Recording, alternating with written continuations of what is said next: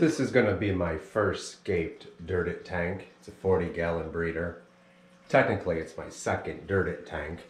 I did a practice run down here. This is just for growing out plants. This was my first try down here. I put 2 inches of soil and 2.5 inches of sand. I won't be going that thick on the tank right above this one. Got a little school of cherry barbs in here. The plants are doing really well. I'm not sure, I think it's only been about maybe 6 weeks or so, 6 or 7 weeks, but these plants really took off quite a bit. So I'm going to be using the same type of soil right here, just a lot thinner. I'm going to be mixing some of this gravel in here. I'll talk a little more about this as I'm throwing it in. I got a bucket of gravel here, some black blasting sand and pool filter sand. I got some slate I'll be putting right up against the back there. So the first tank I did, the one below this one that's just for propagating the plants, I put 2 inches in there. I actually did that accidentally. I didn't measure it before I capped it. And I didn't have any problems though. It's been maybe 2 months and no funky smell. No problem with the water parameters, nothing. Everything seems fine. Might still just be too early, but the plants are really growing. I didn't clean that stuff out neither, so I'm not going to really do it here. You know, you can run this through like over a screen or through a strainer, but I'm not even going to bother. I figure these bigger pieces will be capped under the sand. They won't float up, and they'll break down slower over time. That's what I'm thinking. Could be totally wrong. Alright, so this isn't even an inch.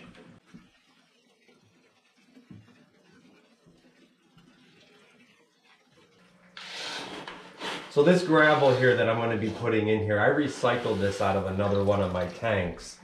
And it's got black and red crushed lava rock in it, which is nice and porous. It's great for beneficial bacteria, but I do believe it also releases iron and magnesium as well as some other minerals, so that will be great. There is some fluvostratum in here as well. There's some clay substrate. I think it's called fluorite red, which is a clay substrate, which, if I'm not mistaken, that will actually absorb nutrients. And then when there's a lot of nutrients in the tank, and then over time it will flip and start releasing those nutrients back into the soil and into the tank. And there's some pea gravel in here too. It's just a variety of stuff, but there's lots of beneficial bacteria and stuff in here, and I know there's some snails and stuff. So this will be great to help get the tank started. That gravel actually smells like pond mud.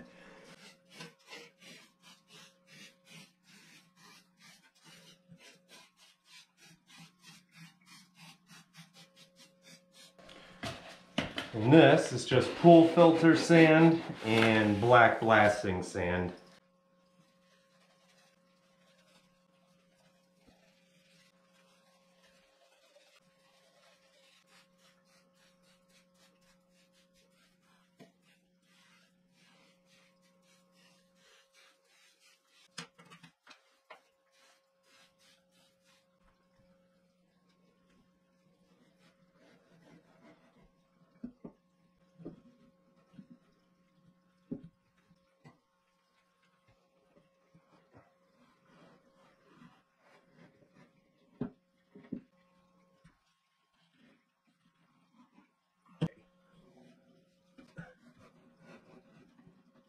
All right, a little more sand now.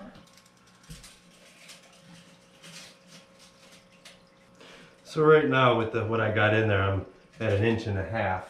I do want it to be a minimum of 3 inches though, so that the substrate's deep enough to where, believe it or not, supposedly this deep substrate with the soil under it and everything that I'm doing should actually create a bit of CO2, which will be great for the plants. I'm not an expert. I can't exactly explain how that works other than, I can't explain it. I watched a few videos. Father Fish talks about it. Alex talks about it. Secret History Living in Your Aquarium, or Fishery as he calls it now, and a few other YouTubers that I watch. Deep substrate. And this tank is going to have a real minimal amount of filtration. Wow. All this, everything I'm putting in here is part of the filtration actually. So it wasn't intentional, but I'm gonna keep that shape of how the substrate is in there. I mean, it's all gonna move around when I put the water in, and over time sand just kind of settles flat anyway, but I think it looks kind of cool, wavy like this right now.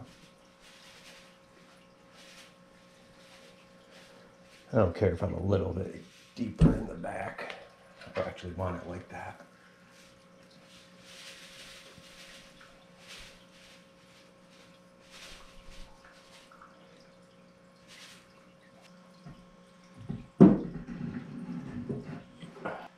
The slate I got for free, locally harvested. The soil, the topsoil, I probably put about maybe $3 worth in there, about $15 worth of the sand, and the gravel, though, that's a different story. That was all a little bit pricey materials, but it didn't go to waste. It's in there. Pretty happy. So let's go out into the nook now, and I got a piece of driftwood in the 75-gallon work tank. What I had to do, because I got so many snails and shrimp and stuff in here, I boiled up a little bit of lettuce and threw it down in this corner here, and threw some algae wafers down there as well, just to try to get a bunch of this stuff out of my way.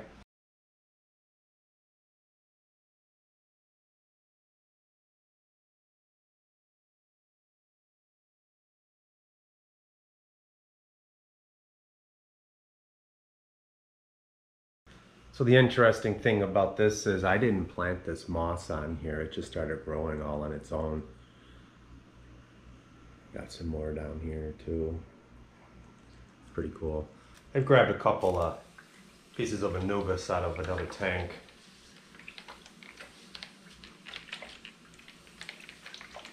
I'm going to use some aquarium safe super glue to put them on. This is going to be the front. So I want to kind of glue them on the back because the super glue shows up once it's in the water.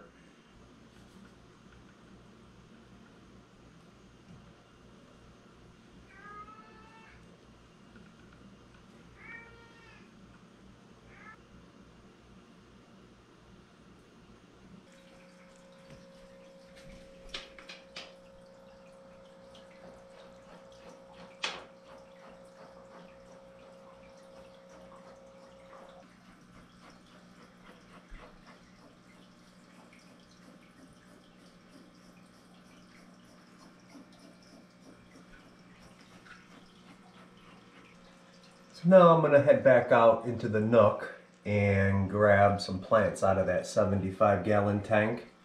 That's my largest tank, and it's out in the room that I call the nook, and you know, it's eventually going to be like my major display tank. Eventually, at some point. I've already made 2 attempts at it and was not happy either time. And I'm sorry, I don't know the names of the plants. I can just look at them and I kind of know what they are and, you know, what they require and stuff, but I don't remember the names of them.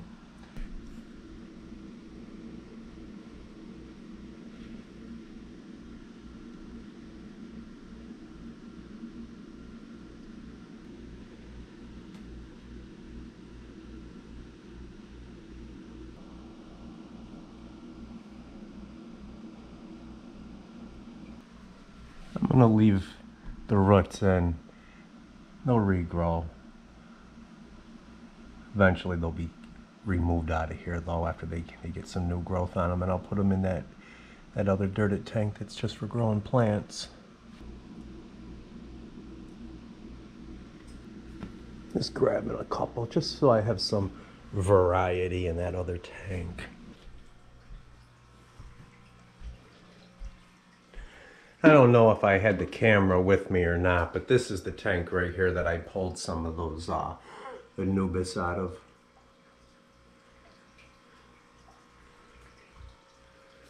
These are all shrimp. These are my original shrimp tanks. Actually, the original ones out in the nook, and then these are the next 3. And then it went to 5, and then 6, and then 8, and then 10, and then 12. I do have tanks. I have a whole other room with, well, there's actually only 4 of them in there right now that are set up for 10-gallon shrimp tanks, and I got an empty 55-gallon that is going to be a dirted tank.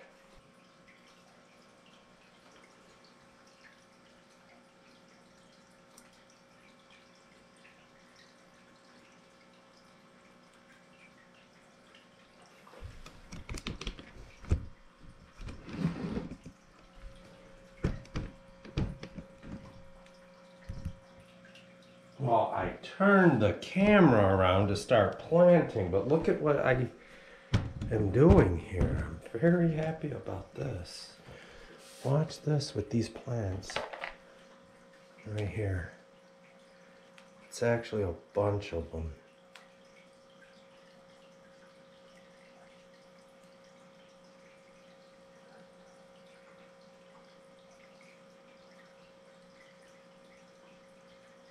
Look at that. How awesome is that? Well, I've been trying to breed fish. I mean, I'm fine with the shrimp and the snails. I've been trying to breed fish very unsuccessfully.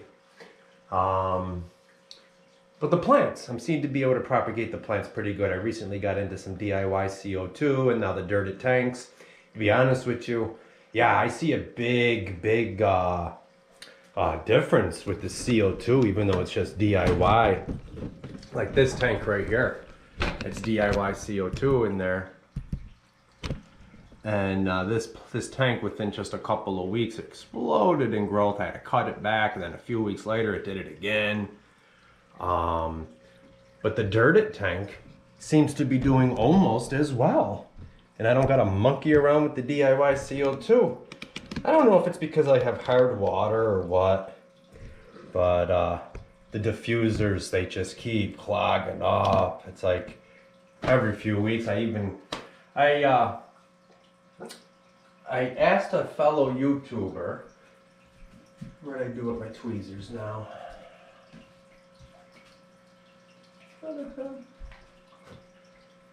So I asked a fellow YouTuber, and he recommended some different diffusers, and I will admit they do work better. They last an extra couple weeks before I gotta clean them, but I don't know if that's just how they are, or if it's because I have really hard water, because the pressure I seem to have a lot of pressure, and I even had like three sugar solution bottles hooked up to one diffuser, so there was a lot of pressure, and when I unhooked the diffuser, the amount of gas that came out was pretty crazy. So I don't know what the deal is, but I do appreciate him giving me the advice, because I see his tanks. Yeah, if you guys are watching these videos that I'm doing, and it seems like these aquascaping videos seem to be the most popular, and if you're watching and you really like, you know, plants and stuff and real nice aquascapes, there's this guy, Lush and Salty Aquatics, I think it is. It's Lush and Salty, and boy, and he uses CO2 maybe in all of his tanks, probably, but he really knows how to pair up the plants for the colors and the textures, and it is really something to look into his tanks. It's a real treat. It really inspires me. My tanks, you know, my plant selection and how they look and stuff, nothing compared to that guy. Lush and Salty Aquatics, I believe the channel is. Check it out if you want to see some really, really beautiful masterpieces. I mean, they're just amazing. I don't even know how to describe it.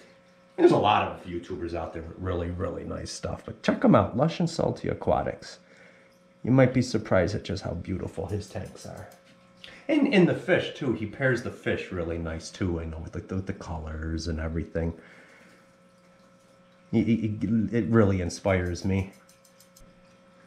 Got more of them than I realized I was gonna have. Not a bad thing.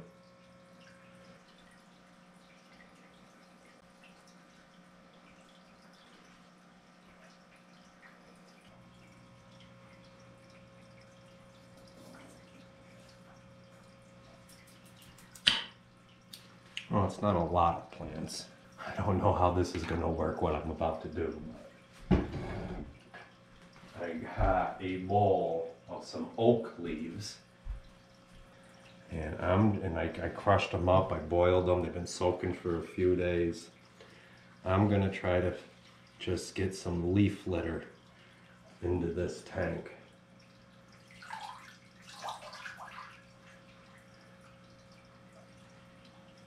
It's Saturday, late Saturday night, and tomorrow I am setting up another aquarium. And I'm actually more excited about that one than I was this one. And then Monday, I'm going to the fish store. So I got a sponge filter in there, but I'm gonna grab one out of another tank and seed it with some beneficial bacteria.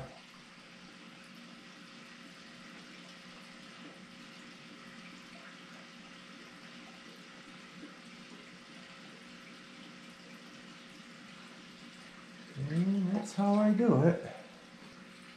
How's that for a dark water tank? This will all clear up by morning.